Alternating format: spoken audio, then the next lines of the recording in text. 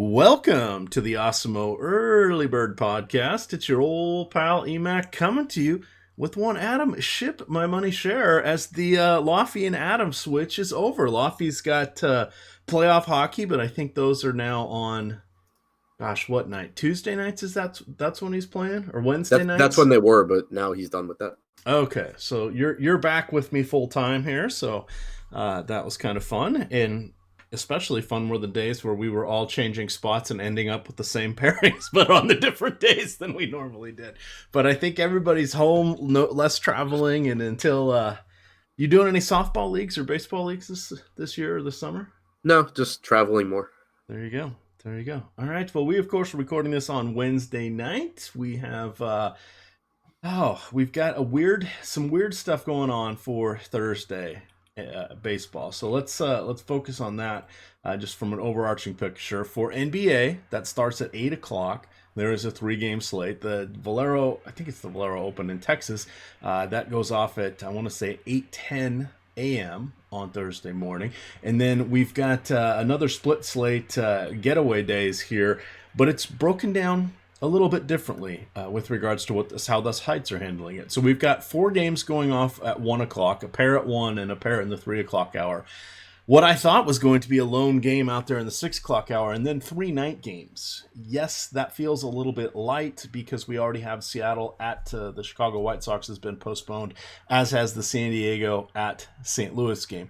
So we'll have to check out. I was going to go look at a national weather map, but I didn't get around to it. But I'm going to say that perchance, if this is an issue in the Midwest, we'll want to keep an eye on what's happening in Cleveland and then potentially Detroit. So, that said, DraftKings and FanDuel, their main slates, split up. FanDuel and Fantasy Draft are doing a three-game main slate at 7 o'clock. DraftKings and Yahoo are doing a four-game slate, main slate at 6 o'clock. And then all the sites are doing a four-gamer starting at 1 o'clock. So we're going to go game by game here just to keep things simple. And we will break down at a high level, again, focusing mostly on pitchers like we generally want to do. Hopefully we have the audio fixed this time. I even did a test recording before Adam and I went live. But let's start off here, Adam, with Jake Junis going into Detroit to take on Spencer Turnbull and the Tigers. We have Junis has been decent. We joked about him a little bit. I think it was our last show that he's completely changed the way he's pitching. Went from giving up a lot of home runs last year, about midway through the season, kind of switched things up or figured some stuff out, eliminated most of that problems. And this is a good matchup for him. So let's start off with him, Adam. What are you liking with Junis? And then surprisingly, Spencer Turnbull was, well, at least effective in his last start. Yeah, I mean, Junis has good strikeout stuff. He'll struggle with the home runs, allowed 1.6 per nine last season, but a 4.13 xFIP is, basically average, 21.6% strikeout percentage. Kind of a scary spot against the Tigers, though. A better ballpark to hit in than people give it credit for. And there is some power here that can do some damage against Junis with Castellanos, Cabrera, Goodrum, Candelario, and Stewart projected to hit 2 through 6. So I think it is a high upside spot, but looking at his DraftKings price at 8K, it's expensive enough where I think it's pretty unlikely that he really outperforms it. I think that, getting 20 to 22 in that range is certainly doable, but it would be kind of surprising to see him go higher. So if he is projected for, relatively high ownership, which I would assume he will be just because it's a 4-game slate and it has guys like Alex Cobb and Brett Anderson on it, I think that, maybe leveraging against him with some Tigers here is pretty appealing, especially against what should be a pretty bad Kansas City bullpen as well. All right, what we've got here is 40-degree game time temperatures at first pitch. This is a 1:10 game. Essentially, it's a pick'em between these two teams. Looking at some of those Tigers here, let me just pull up this is coming off their last 2 years worth of numbers. You've got some, as Adam mentioned, you got some power there with Castellanos, Goodrum. Is reasonable with his power. Heimer Candelario is starting to come into his own, so that's nice to see. It'll be interesting, but this is one where I think we're going to end up on both sides of it. Moving over here to the Detroit side, you've got Spencer Turnbull, who has pitched, let's see, against righties in the last 2 years. He has a 8.6 ERA, Adam, but a 3 xFIP. Oh wait, that's because he only has 31 batters faced, so pretty small sample size there at the major league level. He has faced 38 lefties, so not much of a sample size there. We know that Ryan O'Hearn will swing from his heels. Alex Gordon, hey, he got a home run on Wednesday, and then you've got Adalberto Mondesi, Whit Merrifield, and Billy Hamilton, who like to run. Depending on who's behind the plate, we could have a decent matchup here for some potential steals. Talk to me about Turnbull and also the Royals. Yeah, I mean, I think Turnbull's pretty decent. Spent most of last season at Double A, struck out about 25% of hitters that he faced. Steamer projection this season is 7.1 strikeouts per nine. So not great there. Still, and he's 26, 27. I don't think he's any kind of like special talent or anything like that. Did have a good ground ball rate all throughout the minor leagues, but a guy who you would expect to, or at least is projected to pitch to contact against a Kansas City team that does have some interesting hitters at the top with Merrifield, with Adalberto Mondesi, who has been hitting really well this year, hasn't even been stealing bases because he's just doubling and tripling every time up. So I don't mind going to those guys, but you do have a quickly rising price tag on Mondesi. He's up to 5,100 on DraftKings. You do get a bit of a discount though on Alex Gordon at 3,500, Ryan O'Hearn at 3,700. I think that those guys could provide some value on a slate where there's only 8 teams to choose from. All right, just looking at his information here, they say he has a good fastball. However, it's very straight. The one bonus is it does have a heavier than normal sinking rate. So we'll have to see what happens as he goes against Kansas City here. In the past, we know that they've been a little bit of they've vacillated between being a strikeout team and a non-strikeout team, but since they've turned over most of their roster, let me get over here. It looks like they've got, just ballparking it, about a 23% strikeout rate against righties over the last 2 seasons with their current lineup. So a little more than what we've been used to seeing there. Moving on to our next game here, we've got the Washington Nationals going up to the Big Apple, taking on the Mets in Citi Field. We're going to have a 55-degree first pitch temperature. Should be no issues with precipitation. You got a light breeze going out to right field. 2 excellent pitchers here. We know it's an adventure when you have Steven Strasburg, but we also know that Noah Syndergaard isn't he one more quality start away from sole second place, or is he going to be up in first place for most quality starts in a row? I want to look that up, Adam. I didn't even know that was a thing. Oh, Adam, it's baseball. Everything's a thing. But go ahead and start talking about the pitching here, because I don't know what we want to do with the hitters. Yeah, I mean, it's 2 good pitchers. It's 2 good offenses. It's 2 pitchers that I actually hate rostering in DFS, at least relative to how often other people do it. But, limited options on this slate. Strasburg coming off of a start, his first start of the season, the strikeouts were good. Gave up didn't pitch that great. Went 6 innings, 4 earned runs, did strike out 8. So the stuff I think was fine. It just wasn't, the best outing for him. But clearly he's, I think, the best pitcher on this slate. Or I guess second best behind Paxton. So if I'm looking to pivot off of Paxton, I would go to Strasburg. I'd rather get to Paxton, if I can, though. And then on the other side, I just hate rostering Syndergaard in DFS. He doesn't have command. He does get strikeouts. He's a good real-life pitcher. He just gets BABIP so much, and it's not because he's unlucky. It's because he can't hit his spots with his fastball. So against a good Washington team, it's a better spot for him now that Trey Turner's injured. But I still think that it's, kind of a dangerous spot. I would put him behind Strasburg. I'd put him behind Paxton. And if you were looking for guys against him, obviously you have Soto and Rendon, who are just 2 very, very good hitters.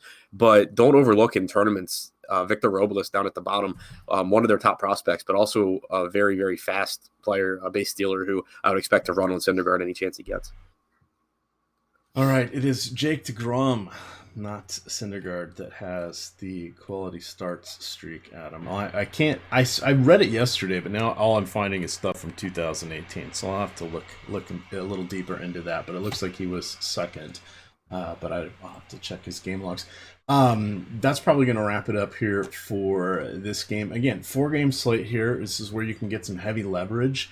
If you want to feel like you're attacking someone like Strasburg. Strasburg relatively splits neutral, but you can look to Nimmo, Cano, Conforto, Ramos. They all have some decent pop there, and we'll have to see.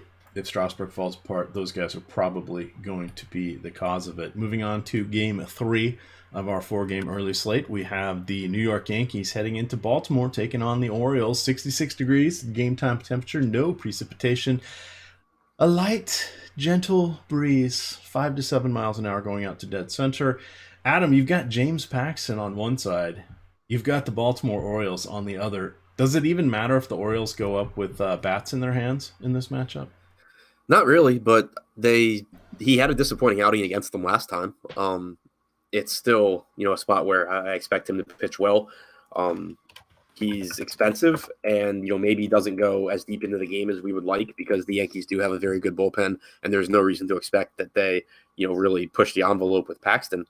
But he is one of the most talented pitchers in baseball when he's healthy, coming off 160 innings with Seattle last year, where he struck out 32% of hitters, facing a Baltimore lineup that, despite recent performances, is not very good and should not be very good. I think Paxton is a great combination of safety and upside.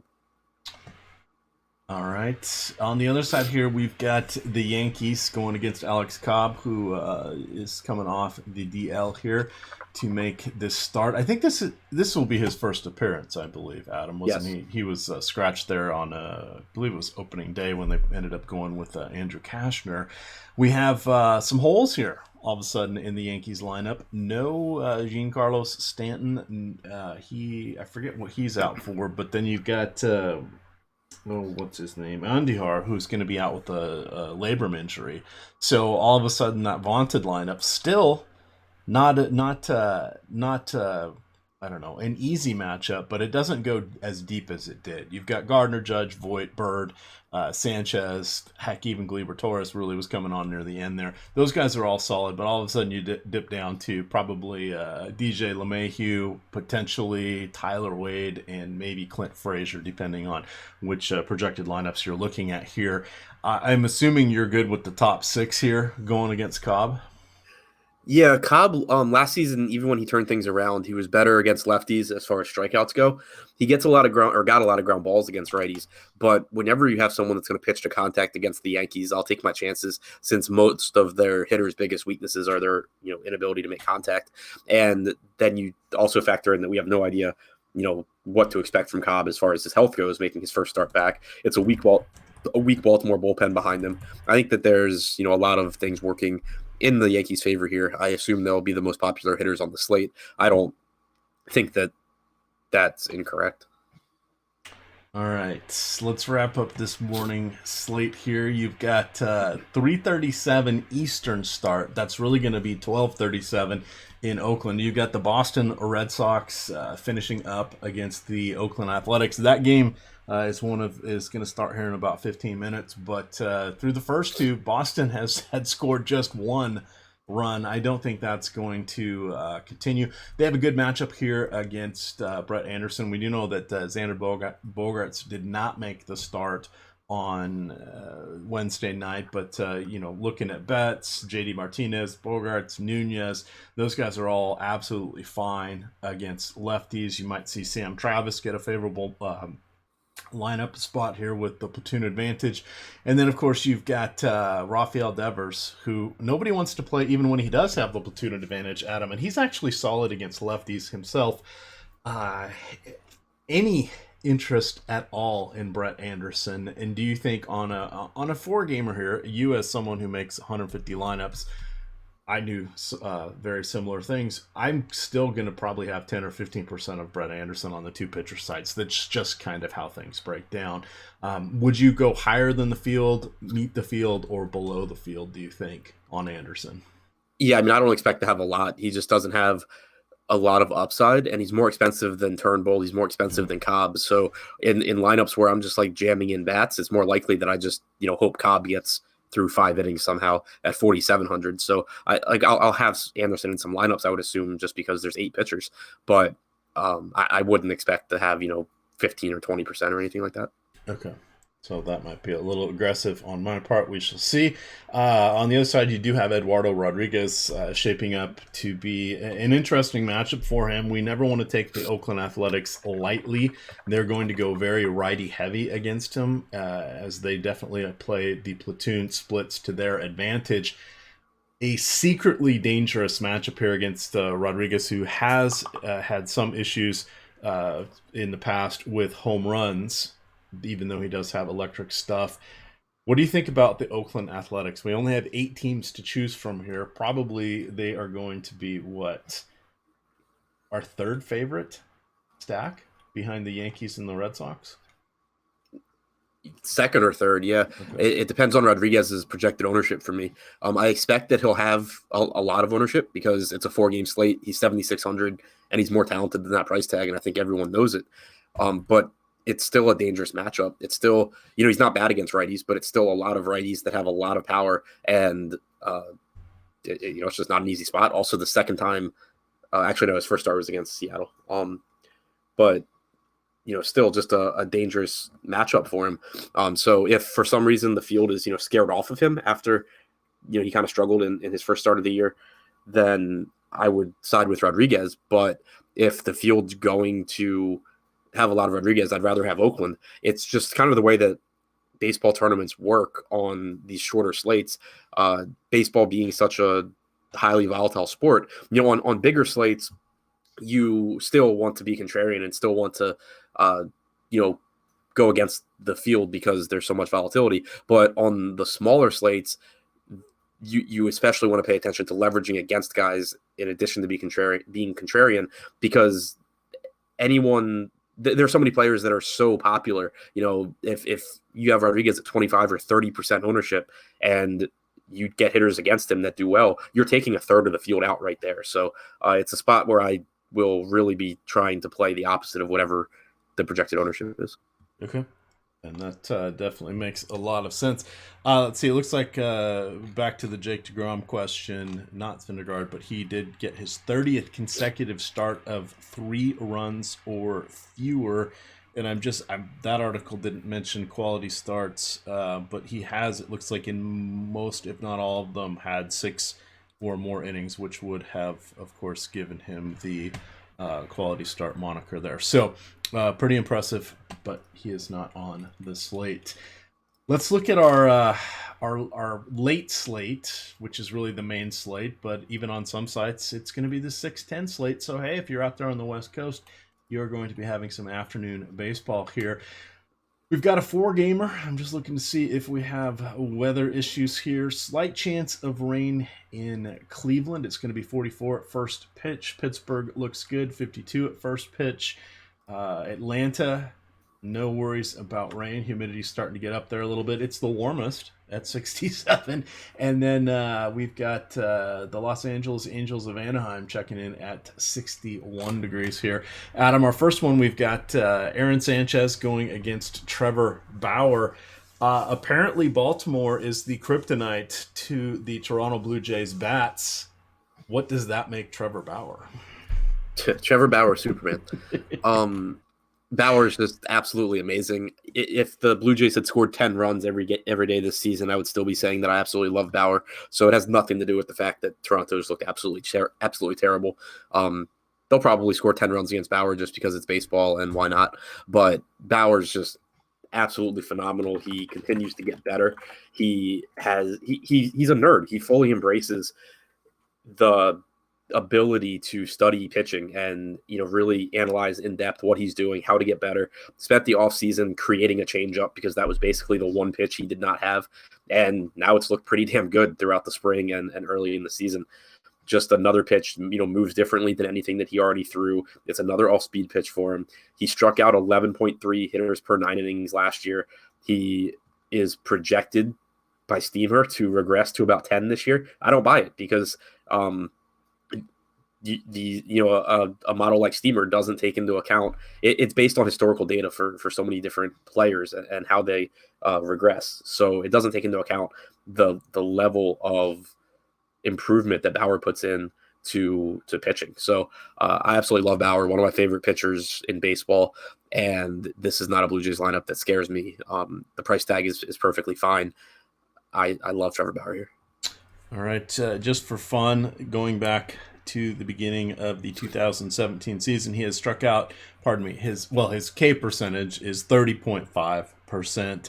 Across 750 righties against lefties, which of course opposite-handed, that they should have the platoon advantage. It's 26.3% against 718. Those numbers are tops for the slate on both sides, because I'm going to throw out Max Fried and his 36% strikeout rate against lefties, because he has only gotten 75 batters faced from that side of the plate over the last 2 seasons. Looking to the hitters here, looking to Sanchez. He's someone that we've talked about kind of in that Marco Estrada, Marco Stroman, doesn't really get killed, doesn't really go out and dominate. Just absolutely fine pitcher that should get about 6 innings.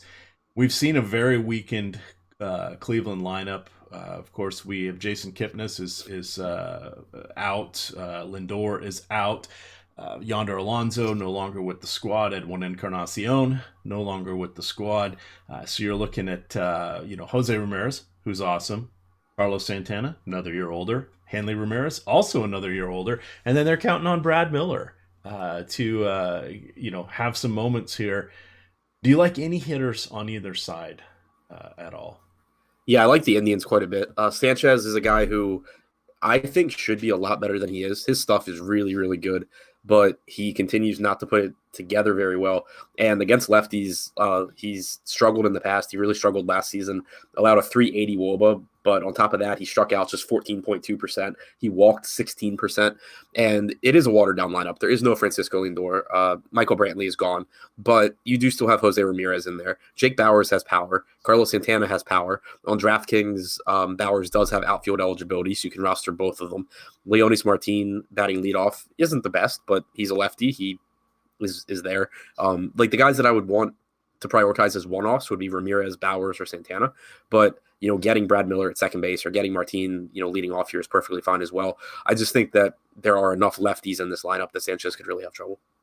All right, on to our next game here now for FanDuel and Fantasy Draft. This is the start of their 3-game, 7 o'clock main slate. We've got the Cincinnati Reds going into Pittsburgh taking on the Pirates. You've got Tyler Mahle and Jordan Lyles going here. I remember we played Tyler Mahle a few times, and it's terrifying because he has a pretty hefty home run per 9. It's 2.3 against lefties since the beginning of 2017, and then a little better against righties. It's just 0.9.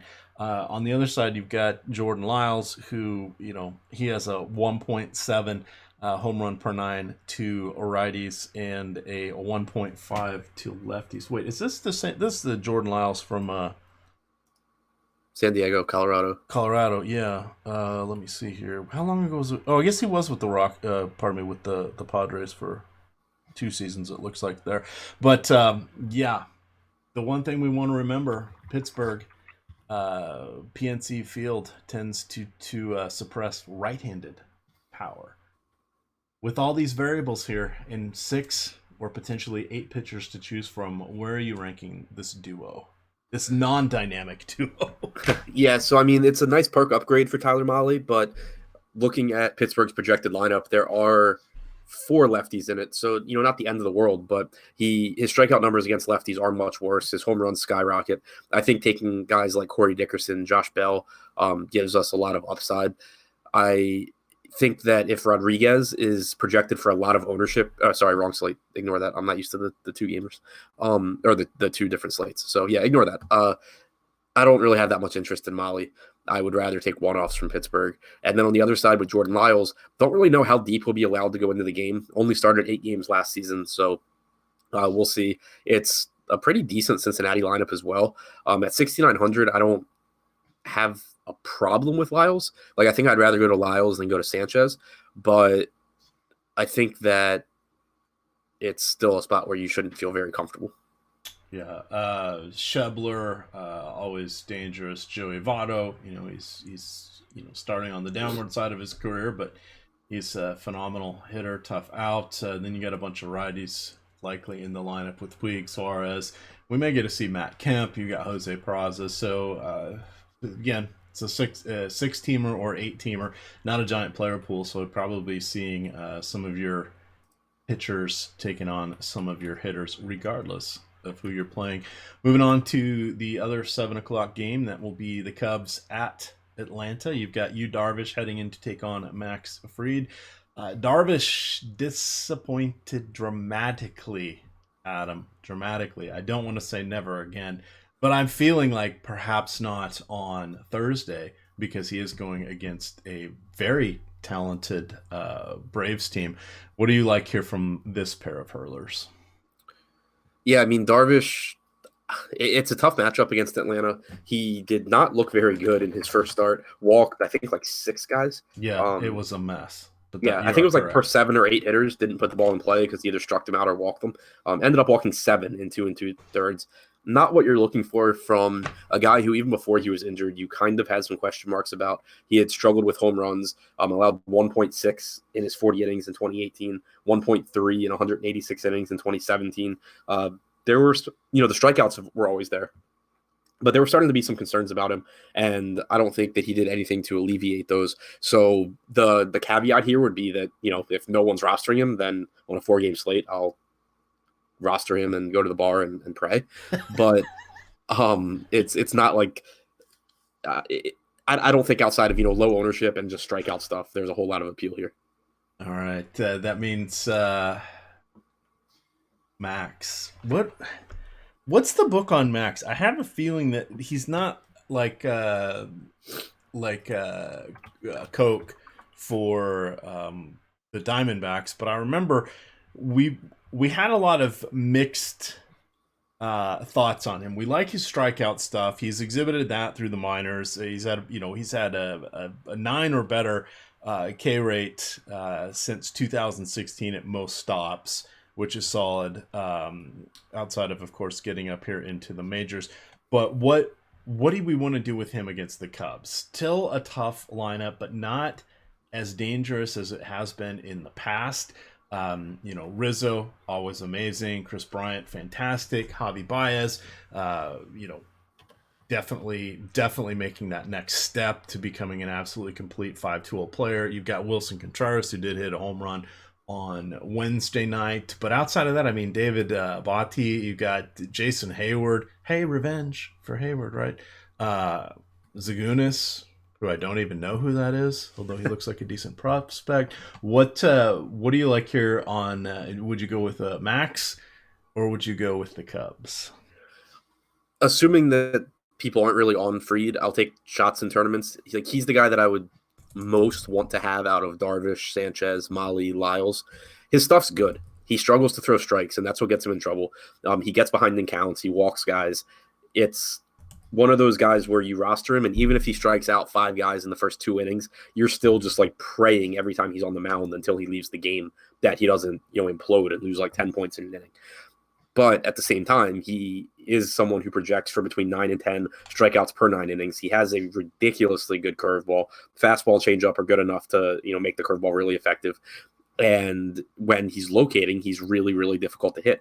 So he's kind of his own worst enemy. But the talent's there, the upside is there, and especially on these smaller slates, I think the talent just for me wins out over a lot of things. You can look at guys and say, oh, they're facing this team and they're bad, or that team's bad, or whatever. But I just think that I'd rather take, really talented pitchers and hope that they go out and do their thing, especially if they don't have a lot of ownership, which, obviously we don't know what the case is yet on Fried. But it's kind of similar to it's similar to the Eduardo Rodriguez and Oakland on the other side, or on the other slate. The Cubs obviously are a good team. They have a lot of good hitters, Bryant, Baez, Contreras, Almora, all are, viable options here. Rizzo's good against either, pitchers from either side. So the Cubs aren't bad. And if somehow Fried is getting an abundance of ownership, then I would just flip over to the Cubs. But assuming that, looking at implied totals right now, Texas is 0.4 of a run lower than the Cubs. So maybe people go to Harvey, maybe people go to PNC and go to Lyles. If that's the case, then I think Fried just has the most talent out of this entire group. All right, I'm just looking up here because I wanted to know more about Mark Zagunis, just because one never knows when that information will come in handy. He has 30 plate appearances in the last 2 seasons in the bigs. He has 2,000 and change plate appearances in the minors. He's played the better part of 5 seasons there. Solid, I guess, is what you would say. Very much not spectacular. 270, 6 batting average, not a ton of power. 40 home runs across his 1,600. We'll call it 1,700 plate appearances. That's not a great rate. 48 steals, though he did have 18 caught stealings. Not exciting yet, Adam, and he's 26. So what we see is probably what we're going to get. But that said, it is a 6-team or 8-team player pool, so you got to know what you're looking at. Let's see. Dansby Swanson got a home run on Wednesday. Yay. Yes, he did. There you go. Camargo. Isn't it a shame? Camargo is just no longer really needed with Josh Donaldson on the Braves. Ender Enciarte should be leading off. He got the night off on Wednesday, so they had Ronald Acuna Jr. out there manning center field. I happened to have that game on when my wife and I were getting ready to watch a show, Adam, and they were showing Acuna out in the outfield warming up. He held his hand up high, kind of above his head, and then kicked it with his right foot, and then put his left hand up and kicked it with his left foot. Pretty flexible. I asked my wife, I'm like, you ever been able to do that? She goes, yeah, when I was kickboxing. She goes, right. I think I'd really hurt something now. So yeah. I was like, damn, that's pretty impressive. She thought that was pretty good too. Last game of the night here. It's the Nightcap going off 3 hours after everything else. It is 10 o'clock or 7 o'clock on the West Coast. Texas with Edson Volquez, who has been out for the better part of a year and a half, going against Matt Harvey, who has been bouncing around the league. He has settled in there with Anaheim, at least for this season. We have, again, no weather issues here. And we have, where's our implied runs? We have the Halos checking in with the 4.7 implied run total. I have a feeling we're going to be seeing a lot of lineups with Mike Trout. That's no different than it is most every day. But Cole Calhoun, whose price is ticking up a little bit. You've got Justin Bour, who is one of my favorite plays on this slate. And then, who knows? Andrelton Simmons. I still don't know why they're batting him cleanup. Oh, wait, it's because they really don't have anybody else they can bat cleanup. But what do you think here? Would you go to either pitcher, or is this one going to be about the bats? It's mostly about the bats for me. Volquez, I just don't think brings enough upside in this spot. The Angels don't have a ton of power, but Trout, Calhoun, Bour can get it done. Cozart, Pujols, Simmons put the ball in play. Lucroy's a tough strikeout. So I expect it to just be a really annoying spot for Volquez. On the other side, though, I'm surprised by the low implied run total for Texas, the second lowest on the slate behind Toronto. It is a ballpark downgrade going to Los Angeles, but Matt Harvey, he's throwing hard again, averaged 94.8 miles an hour in his first start of the season. But you have a lot of power lefties in the lineup for Texas. You have a lot of speed in the lineup for Texas. Harvey, average to below average at holding runners. He'll give it up to lefties as well. I actually like Texas here. I'm hoping the implied run total stays as low as it does, because I would love to be able to get to, really inexpensive Shin-Soo Choo, Rougned Odor, Mazzara, Cabrera, all at 4,100 or less. Asdrubal Cabrera is really standing out. Yeah. Those guys are all 4,100 or less on DraftKings. Andrews is 3,900. Gallo's 51. He's the only expensive one, but he's Joey Gallo, so the upside's certainly there. I actually really like Texas in tournaments here. Yeah, looking at for their power, this is since the beginning of 2017. We've got Shin-Soo Choo at 200, isolated power. Gallo at 315, Mazzara at 185, Asdrubal at 200, Guzman at 200, Odor at 210. So there's some solid almost like a never-ending line of guys that have double and gap power with some home run upside there. So if we get bad Matt Harvey, this could be an intriguing spot here. So we will have to see, Adam. I do like they're starting to stand out a little bit. So I'm assuming if they are for us, they probably will for others, but we shall see. We shall see. Any final thoughts as we get on out of here for Thursday's baseball? Just on the shorter slates, I mean, just again, keep in mind, I don't think you can emphasize it enough that you're trying to win these top heavy tournaments. You're not trying to make the lineup that's most likely to cash. Um, it's something that it takes getting used to when you're coming from basketball into baseball. But just an example of it from last night was I break down a slate and you have Texas facing Garrett Cole, and it's not an appealing matchup at all. Garrett Cole's really good. Texas has a ton of strikeouts in their lineup. There's nothing really appealing about it until you actually start looking into all the ownership numbers and projections and everything, and you realize that one of the biggest edges from an ownership standpoint and an upside standpoint for me was I ended up with a bunch more Texas than I planned on having, just because it can be hard to articulate really how important that is, especially on these short slates. But it doesn't feel good to take quote unquote suboptimal plays as far as projections go, but it makes you money in the long term to be on the low owned side of things on short baseball slates. All right, well said. We do have the MLB DFS strategy show at 9:15.